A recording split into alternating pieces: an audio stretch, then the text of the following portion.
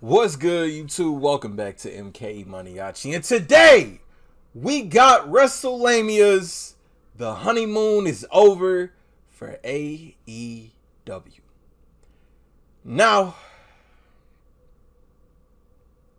all good things can't last forever, and I'm not gonna get on this video and bash AEW because I'm not a toxic wrestling fan. I will say, I don't watch AEW on the same frequency as I watch Raw, NXT, or SmackDown, but I tune in when I have the time to. I will tune in. And it is definitely refreshing of a product. It is a great alternative of a product, but, we kind of knew that this time was coming. That pivotal point for them, it was coming. And I feel like we're in the middle of it right now. So we're going to see what this is all about. I'm going to get my thoughts and opinions. And I want y'all to sound off in the comment sections y'all thoughts and opinions on this, man. So let's get it. Wrestlers going into business for themselves, backstage heat, dissatisfied talent, backstage fights. Clearly the honeymoon is over for All Elite Wrestling, but is the company headed for WCW territory? Well, join us now as WrestleMania looks at why the honeymoon is over for AEW. Be sure to subscribe and hit that notification bell for daily wrestling videos, and follow us on Facebook for exclusive lists. Also check out WrestleMania.co.uk and our non-wrestling channel, Incredible.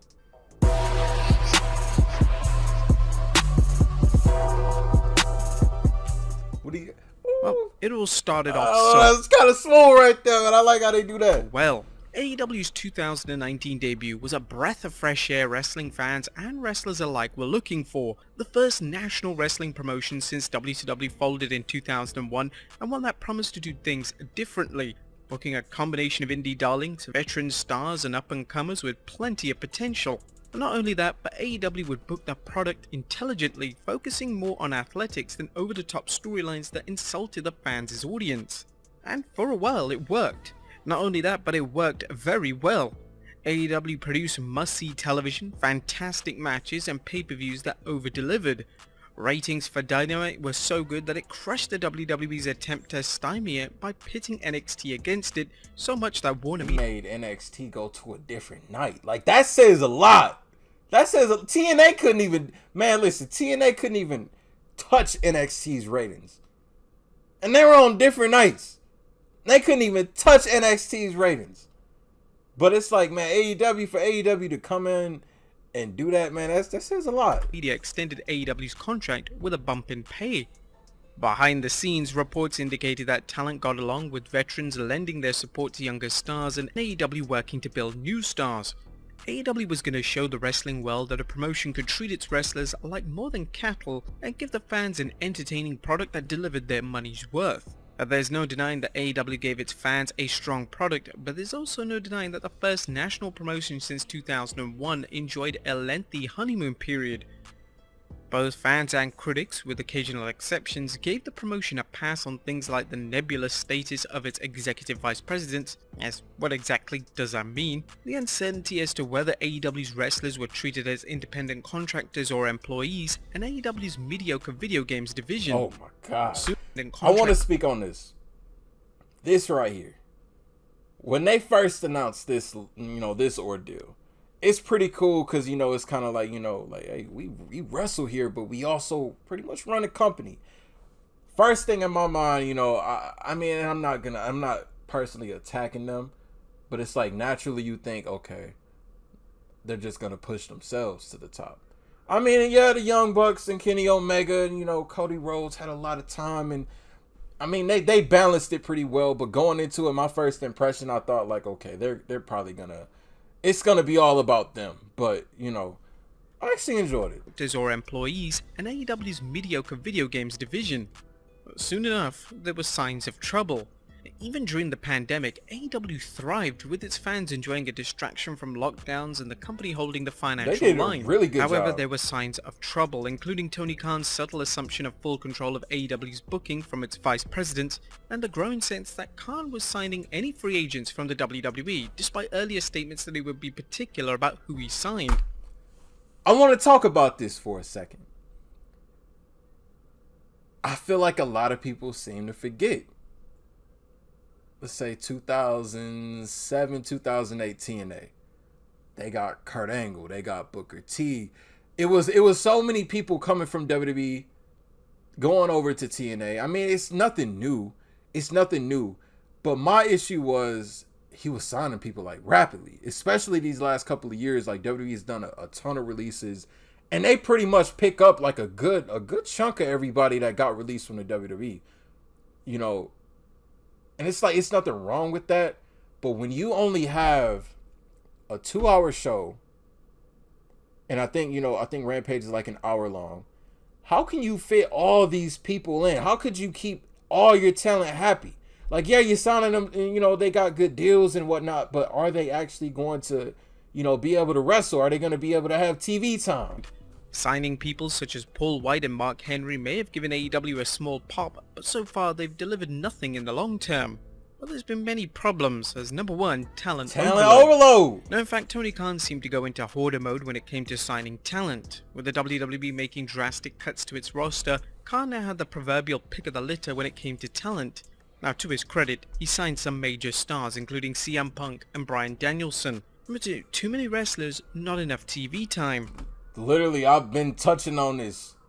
While AEW's roster continued to grow, its television time remained static. AEW's Rampage program added an hour to the cable TV, but Tony Khan's decision to book up-and-coming stars for the most part quickly established it as a B-show and deprived fans of seeing their favorites and new arrivals. Number 3, damaged goods. Now, as popular as they are, Bryan Danielson and CM Punk are examples of two wrestlers who are damaged goods.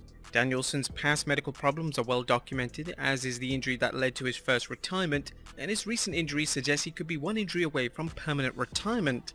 While CM Punk's injuries aren't believed to be extensive as Danielson's, his foot injury is a reminder that he's 43 and not the same wrestler he was when he left the WWE in 2014. And that's a tough pill to swallow. As a wrestler, I don't care if you were AEW loyalist, if you WWE loyalist, like, I don't know if loyalist is a word, but I don't care if you pledge loyalty to one company over the other. That's a hard pill to swallow, man. CM Punk, he carried that PG era of the WWE. He did it justice. He did it his way. Revolutionary at that point. Daniel Bryan, one of the greatest in-ring performers that we've seen in a long time. But it's like, man, I think it's just like an overall thing to really think about. Like, these guys are getting old. They're getting old, man. And it's a great nostalgia act. When we hear Cult of Personality, listen, what's the terminology? I'm marked out when Cult of Personality played in AEW. I'm marked out. It's just moments like that. But it's like you look at the longevity, like, what is it really? What's the payoff? Like, what is it gonna be? Number 4, Cody Rhodes' exit. What happened between AEW and Cody Rhodes? Well, Cody has kept silent on what led him to walk away from the promotion. He played a large role in getting off the ground. But even before his exit, there were rumors that the American Nightmare wasn't even happy. Number 5, MJ. Cody Rhodes. Honestly, when the rumors first came out that he was going back to WWE, I thought they was cap. I thought people was lying. I'm like, yeah, they just want to get a click. There's no way. After the whole throne thing and destroying it with the sledgehammer, after that, there was no way Cody Rhodes would ever go back to the WWE. And look at him, man. He got a match of the night at WrestleMania. Match of one of the nights at WrestleMania. You know what I mean? And I don't know. It's crazy. It's crazy. Cody Rhodes coming back, it really, it opens the door like anything is possible in the world of professional wrestling. And I really feel like, me personally thinking of AEW, I thought of Cody Rhodes. I identified Cody Rhodes with All Elite Wrestling. So that's crazy. So now we on MJF. MJF's complaints. Yeah. The biggest warning sign was MJF's vocal complaints about being underpaid compared to ex-WWE talent. While he received a raise after his initial signing, he was still being paid less than the other former superstars, including Mark Henry. Given his spot in the upper card and arguably the main event, it's easy to see why he felt he was owed more, but Tony Khan wouldn't even budge. Despite the belief among some fans that MJF and Khan's beef was an elaborate work, that doesn't seem so. Number 6, buying Ring of... Now, MJF. I heard that I think he's staying in AEW right now. That's the latest I heard. As far as MJF, I think he's a good entertainer. I haven't really watched enough of his matches to really like put a full analysis on his in-ring work. But seeing him on a microphone, he's a hell of an entertainer. Definitely. But I feel like if anybody's gonna call anybody out on their BS, it's gonna be MJF. And I think that promo he cut, I feel like it could have been a little bit of a work, but also some truth to it at the same time. You know. Definitely some truth to it at the same time. So buying Ring of Honor. Now another problem that is overlooked is Tony Khan's decision to buy Ring of Honor. While Khan scored the highly desirable Ring of Honor tape library, his efforts to re-establish the promotion has been shaky. Booking Ring of Honor's pay-per-views in AEW have taken a toll, with Khan having to delegate some of its booking to others. Number 7, Tony Khan plays It's kind of like, they're kind of doing a little too much. Because, okay, and this is one thing I've noticed, and I think I even tweeted this out like last month. I don't know if I'm the only one that noticed it, but it's like AEW, almost everybody on the roster is in the tag team. This kind of goes back to the point of talent overload. I think they literally, everyone's like in a faction, it seems. Like everyone has their own alliance. Everyone has their own team. They got at least like 30, 35 teams in AEW right now. And it's like, I don't know if that's just lazy booking to just, let's just throw them all in the team. They all get TV time. I don't know. It's kind of all thrown together. Just my personal opinion, man. So the long game. Well, one thing Khan may have going for him with his many signings is that he may intend to use them in Ring of Honor if he can arrange for TV time for the show. The problem, of course, is that he hasn't landed a TV deal and he has a large roster with little time to work. There's also no guarantee that Ring of Honor will succeed, although Ring of Honor is not owned by AEW. Well, what other problems have arisen? Well, AEW's backstage bedlam. Or whatever the causes and their influences on the product, AEW is not a big happy home for wrestlers and nothing resembling a paradise. Here are some of the major problems the promotion has experienced with backstage bickering and brawling. The first is CM Punk. Now, for a wrestler who seemed like such a huge signing, Punk has turned into a major pain in the ass. Rumor has it that Punk is difficult to interact with, which is why Hangman Adam Page insinuated Punk isn't in the company to help it, but to help himself. Punk's responding, I mean, it's been 8 years. It's been 8 years. It's been 8 years. Punk got to think about his own legacy, and I know it's not right. It's not right. But he's CM Punk. This guy had an incredible 434-day reign as WWE champion. This guy main evented Madison Square Garden, dropped one of the biggest pipe bombs in the entertainment world in a very, very long time since Austin. You know, and I don't know, man. It's kind of like, you know, the veterans kind of coming in and trying to run the place. Like, I've been doing this longer than you, youngster. What do you know? This is my time, my show, my cameraman, my commentary table, my AEW all-out sign. Calling out Page when he knew he couldn't respond was seen as Punk's receipt and led to outsiders like Booker T and Freddie Prinze Jr. hinting that Punk's backstage reputation was much different than how his fans see him. The rumor that Punk threatened to walk out on the 17th August Dynamite evoked memories of Punk walking out on WWE, leading some to wonder if Punk is a prima donna. Another was the Eddie Kingston-Sammy Guevara altercation. Now, another anecdote dealing with backstage bickering involves something beyond trash talking. In this case, a reported allocation between Sammy Guevara and Eddie Kingston. Fightful Select recently reported, rumors among talent that we've heard about said that Guevara and Kingston had developed heat and it devolved into an altercation. The word backstage was that Guevara made a comment about Kingston's physique and Kingston took a swing at him. Fightful later provided more details, with the report hinting that Guevara is difficult to work with. The report noted that Guevara didn't have people exactly angling to work with him after his feud with Scorpio Sky and Ethan Page. Furthermore, Guevara called Kingston a fat piece of shit in a promo for the match at All Out, a promo which later was edited out. Kingston reportedly felt that the promo would make Sammy look bad because Kingston was going to win the match and Guevara would look bad by being beaten by, well, in his words, a fat piece of shit. The Fightful Select reports Kingston shouted at Guevara and Sammy smiled, leading to Kingston pie-facing him. But Kingston responded, "You know the truth, I wouldn't lie, I was wrong for being unprofessional. That is the blind fact, he did what he did and the public can judge that, but I know for a fact I was wrong." This spat could lead to their rumored pay-per-view match being cancelled, another sign of behind-the-scenes bickering affecting the on-air product. But it's also been reported... Now, hold on. It seems as if it's just a lot of egos in AEW. And I mean, look at it. You have a company that would literally... All you got to do is be a professional wrestler. They might sign you. Some of that might go to some people's heads. Like, oh, I got signed. I can say what I want. I can do what I want. I'm signed to AEW. We running Wednesday nights. You don't have that confidence in yourself. But I feel like it's so many egos. And it's like, it's to the point now where storylines are becoming real life feuds. They got real life smoke. It ain't like, you get into a storyline, you have a bloody match, you go out to the bar with, with the guy that you just beat the hell out of. Y'all grab a couple of drinks. No, like you get into a fight in the ring, you get backstage, y'all brawling in the parking lot, you're brawling. Probably get arrested. Like I don't know. Reported that Thunder Rosa is a heat magnet. A current AEW Women's Champion Thunder Rosa is reportedly persona non grata with at least 2 stars, which has led to rumors that the injury which kept her off All Out was a cover story to let the heat on her die down. According to the Voices of Wrestling podcast, Thunder Rosa and Dr. Britt Baker are mortal enemies. There are also rumors circulating that Jamie Hayter has a strong dislike for Rosa, which may be due to Rosa accidentally breaking her nose during a match. One story circulating is that Rosa hid in the bathroom after the match, fearful that Hayter would beat her up for real. What? While PW Insider reports Rosa's injury is legitimate, taking her off TV to let the heat die down would be yet another sign of the company losing control backstage and its product ultimately suffering. But are things gonna get worse? Well, is the morale gonna get any worse? Well, here's some potential factors that could worsen the situation. The first being the grass looking greener in the WWE. I was about to say that. Will it get worse? I feel like, a lot of people are kind of locked in ironclad contracts right now. They can't leave, you know what I mean? Unless they just get released or whatever. No compete clause expires, they go there.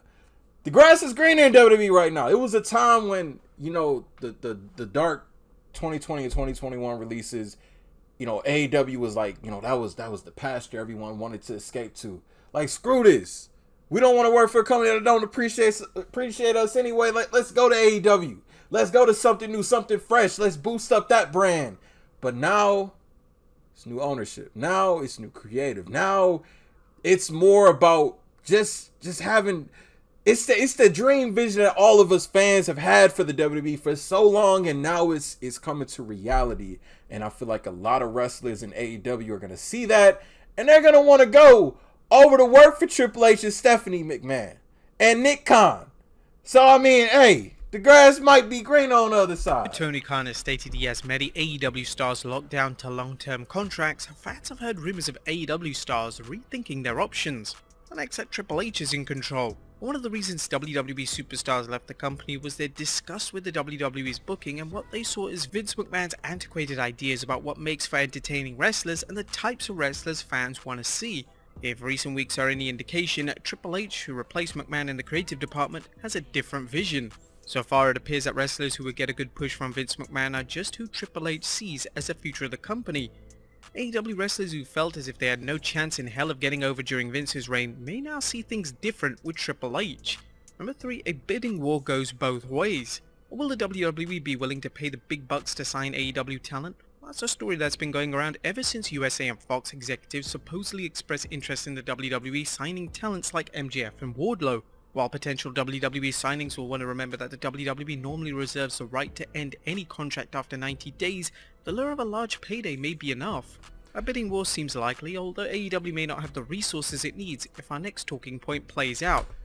About like buying out and everything, I saw they had I don't know, this might be on the same topic. They had the auditions, the tryouts over SummerSlam weekend a few weeks back.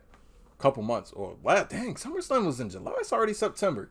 But when they had that, WWE initially under Vince McMahon's NXT 2.0, they wanted more like homegrown talent in the WWE. I think Triple H, his approach, he likes the established guys, the guys that have wrestled and got experience, guys like Kenny Omega, guys like the Young Bucks, guys like that competed all over the world. So I feel like I could see them really scouting out talent in AEW, and I heard the rumor that AEW is contacting WWE saying don't tamper with any of our talent.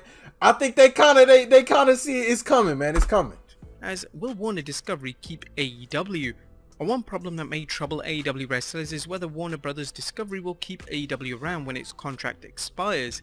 As we've discussed before, even if the company wants to retain AEW, they may not give them an increase in their deal, which would likely affect AEW's ability to keep talent and sign new talent. There you have it, folks. Why we think the honeymoon is over in AEW. Be sure to leave your comments down below, and I'll see you next time with some more wrestling content. It's tough. And I'm gonna ask y'all, do y'all feel like it's over for AEW? I'm not gonna say it's over for AEW. I still think they can put on an entertaining show. I just feel like their biggest things right now, it's too many egos fueled with just a lot of drama. It's a lot of drama, a lot of unnecessariness. You got people of all ages throughout the roster. You got vets, you got new guys, you got cocky guys, you got just arrogance everywhere, ignorance everywhere. They really need to maintain order. You got to have some type of structure backstage or everything's going to fall apart, because at the end of the day, regardless about heel, face, woman, man, you're all a team on a show. You're a team to put on the best show that you possibly can. And if you can't do that, if none of you can get along, the company's going to fail. It's going to fail. If more drama comes out, more people just disgruntled and not being used, the TV time and all, it's going to build up. And it could fail. It still could fail. We seen WCW kick WWE's ass every week. And what happened to them? You know, I don't know, man. I don't know. Y'all sound off in the comments section down below. Please do not take this as me bashing AEW, because I know that's kind of it's a toxic thing right now with us wrestling fans. Everybody's like, you know, bashing other companies, man. I'm just proud to be a wrestling fan. And I would love to see AEW do great. I just feel like they need to get their priorities straight with their talent, man. So link down below in the description to check this video out in its entirety with no interruptions. Y'all new to the channel, y'all rock with me. Hit that subscribe button for me. Thank you for watching MK MANIACI. I'm out.